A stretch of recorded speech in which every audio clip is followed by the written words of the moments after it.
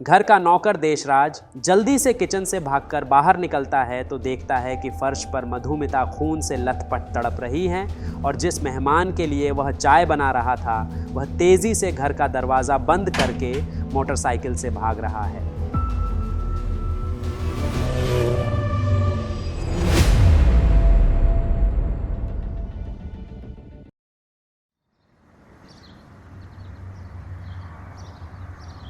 लखनऊ से मधुमिता शुक्ला का घर लगभग 140 किलोमीटर था। इसमें से लगभग 110 किलोमीटर का सफ़र सभी लोग पूरा कर चुके थे। गांव में अंतिम संस्कार की तैयारी भी पूरी हो चुकी थी। तभी लखनऊ के तत्कालीन एसएसपी अनिल अग्रवाल को गुप्त जानकारी मिलती है कि वह तत्काल ही पुलिस की एक टीम भेजकर किसी भी कीमत पर मधुमिता शुक्ला के शव को वापस लखनऊ लाने का आदेश दें। दरअसल जब मधुमिता शुक्ला की डायरी और मोबाइल की जांच की जाती है तो शुरुआती जांच में ही पता चलता है कि मधुमिता ने अपनी डायरी में अपने गर्भवती होने के बारे में लिखा था। तुमने देखा ये प्रेग्नेंट है, मतलब तो बहुत बड़ा सबूत है ये। इसके अलावा इस डायरी से यह भी पता चलता है कि मधुमिता और अमरमणि त्रिपाठी पिछले कई वर्षों से लगातार रिलेशनशिप में थे। एसएसपी अनिल अग्रवाल तुरंत इन दावों के बारे में मधुमिता शुक्ला की बहन निधि शुक्ला से बात करते हैं। निधि यह बात कंफर्म करती है कि अमरमणि त्रिपाठी और उसकी बहन मधुमिता शुक्ला काफ़ी समय से एक दूसरे के साथ रिश्ते में थे और यह तीसरी बार है जब मधुमिता प्रेग्नेंट हुई है। इससे पहले 2 बार मधुमिता का अबॉर्शन करवा दिया गया था। इसका भी जिक्र मधुमिता की डायरी में मिलता है। पुलिस अधिकारी को यह बात समझ आने लगती है कि अमरमणि त्रिपाठी मधुमिता के अंतिम संस्कार में जल्दबाजी मधुमिता की हमदर्दी में नहीं बल्कि अपना गुनाह छिपाने के लिए कर रहा है। इसलिए वह जल्द से जल्द किसी भी कीमत पर मधुमिता का शव वापस लखनऊ लाने के लिए कहता है ताकि इस बात को कंफर्म किया जा सके कि मधुमिता वास्तव में प्रेग्नेंट है या नहीं, और अगर प्रेग्नेंट हैं तो उस बच्चे का पिता कौन है।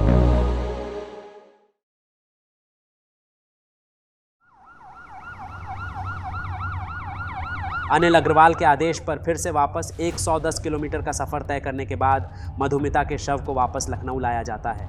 शुरुआती जांच में यह कंफर्म हो जाता है कि मधुमिता 7 महीने की प्रेग्नेंट है, जबकि पोस्टमार्टम रिपोर्ट में इस बात का कहीं भी जिक्र नहीं किया गया था क्योंकि पोस्टमार्टम रूम में मौजूद अमरमणि त्रिपाठी ने दबाव डालकर शुरुआत में ही इस तथ्य को छुपा दिया था। There was really no evidence at all to connect these two people with the murderer. DNA उसका जो फिटस से मैच कर गया, उसके बाद ही केस हमारा बिल्डअप हुआ। अब एसएसपी अनिल अग्रवाल अपनी निगरानी में मधुमिता के गर्भ में पल रहे भ्रूण का डीएनए सैंपल कलेक्ट करवाते हैं ताकि इस बात का पता लगाया जा सके कि इस बच्चे का पिता कौन है। अमरमणि त्रिपाठी का भी डीएनए सैंपल लिया जाता है। जब डीएनए सैंपल का रिजल्ट आता है तो पता चलता है कि वास्तव में मधुमिता शुक्ला के गर्भ में पल रहे बच्चे का पिता कोई और नहीं बल्कि अमरमणि त्रिपाठी हैं। मधुमिता शुक्ला की बहन निधि शुक्ला भी पुलिस के सामने बयान देते हुए अमरमणि त्रिपाठी पर ही अपनी बहन की हत्या का आरोप लगाते हुए एफआईआर दर्ज करने की मांग करती हैं। अमरमणि और मधुमणि ने हमारी बहन को मारा है। निधि के मुताबिक अमरमणि ने मधुमिता से शादी का वादा करते हुए शारीरिक संबंध बनाए थे।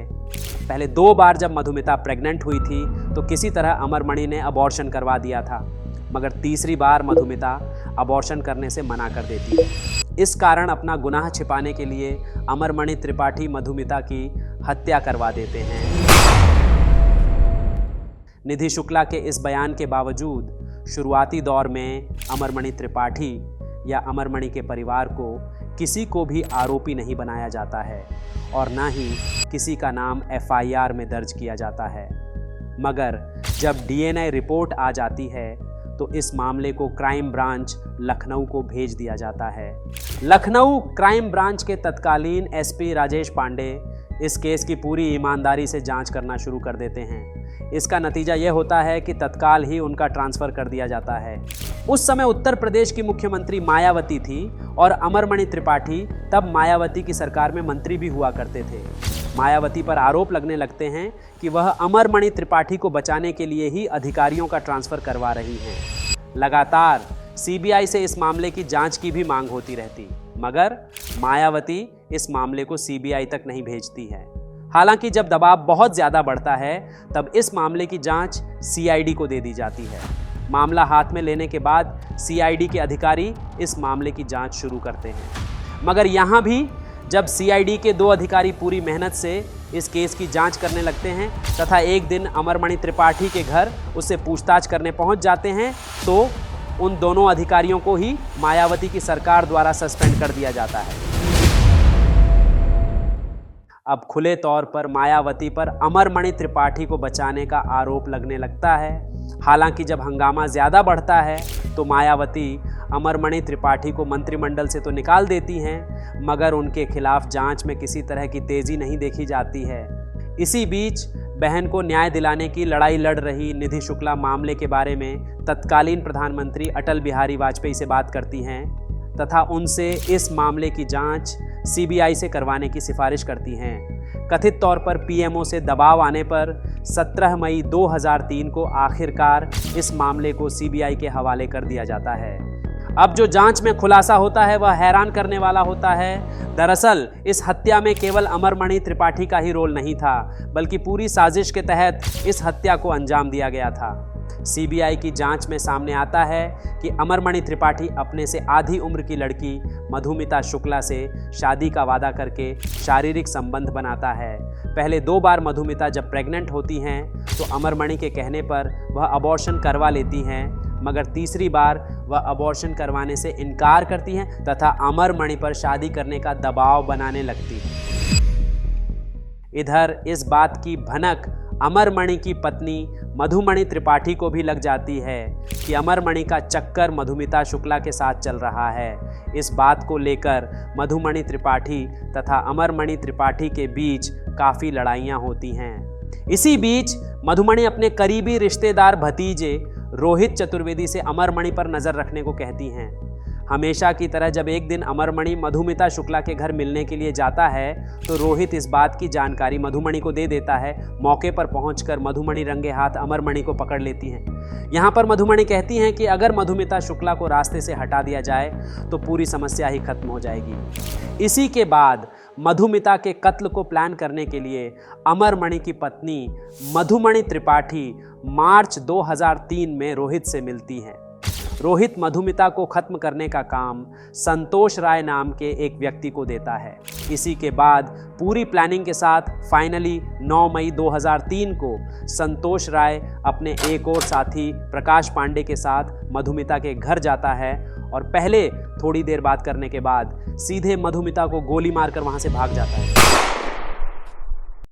इस पूरे खुलासे के बाद 23 सितंबर 2003 को अमरमणि त्रिपाठी को गिरफ्तार कर लिया जाता है। वहीं इस मामले में संतोष राय, सत्य प्रकाश, प्रकाश पांडे, पप्पू रोहित चतुर्वेदी, मधुमणि त्रिपाठी, अमरमणि त्रिपाठी तथा यज्ञ नारायण दीक्षित नाम के व्यक्ति को कत्ल का आरोपी बनाया जाता है।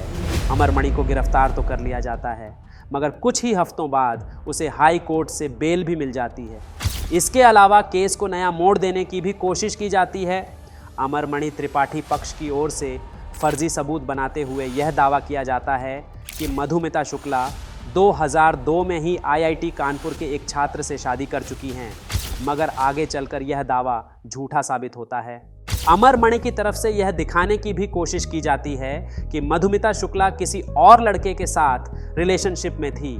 इसके लिए बीएसएनएल के अधिकारियों के साथ मिलकर फर्जी सीडीआर बनवाया जाता है तथा उसे सबूत के तौर पर कोर्ट में पेश किया जाता है, मगर आगे चलकर यह भी फर्जी साबित हो जाता है।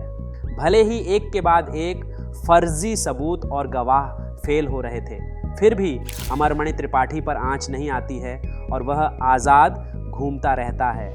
इसी के बाद मधुमिता शुक्ला की बहन निधि शुक्ला केस को उत्तर प्रदेश के बाहर ट्रांसफ़र करने के लिए सुप्रीम कोर्ट में अपील करती है और इस पूरे मामले को उत्तराखंड ट्रांसफ़र कर दिया जाता है। अमरमणि त्रिपाठी की ज़मानत भी रद्द कर दी जाती है। फाइनली उत्तराखंड में इस मामले की सुनवाई शुरू होती है और अमरमणि त्रिपाठी पर लगाए गए सभी आरोप सही साबित होते हैं। इस कारण 24 अक्टूबर 2007 को इस मामले में अमरमणि त्रिपाठी और उसकी पत्नी मधुमणि त्रिपाठी समेत कुल 6 लोगों को दोषी करार दिया जाता है तथा सभी को उम्र कैद की सजा सुनाई जाती है। इसके बाद अमरमणि त्रिपाठी और उसकी पत्नी समेत बाकी आरोपी भी जेल में ही रहते हैं, मगर 2012 में इन सभी को उत्तराखंड की जेल से वापस गोरखपुर सेंट्रल जेल में ट्रांसफ़र कर दिया जाता है। उत्तर प्रदेश में वापस आते ही अमरमणि त्रिपाठी कुछ ही समय तक जेल में रहता है और उसके बाद बीमारी को आधार बनाकर खुद को बीआरडी मेडिकल कॉलेज में ट्रांसफ़र करवा लेता है। मधुमणि त्रिपाठी भी बीमारी के आधार पर इस बीआरडी मेडिकल कॉलेज के वीआईपी वार्ड में भर्ती हो जाती हैं। अमरमणि त्रिपाठी कभी जेल तो कभी अस्पताल में ही रहता है, मगर 2023 के अगस्त महीने में उत्तर प्रदेश की योगी आदित्यनाथ की सरकार ने अच्छे व्यवहार के आधार पर अमरमणि त्रिपाठी और उसकी पत्नी को आखिरकार जेल से रिहा कर दिया। दूसरी तरफ मधुमिता शुक्ला की बहन निधि शुक्ला आज भी इंसाफ की लड़ाई लड़ रही है। दोस्तों, इस पूरे मामले पर आप क्या कहना चाहेंगे? कमेंट बॉक्स में ज़रूर बताएं।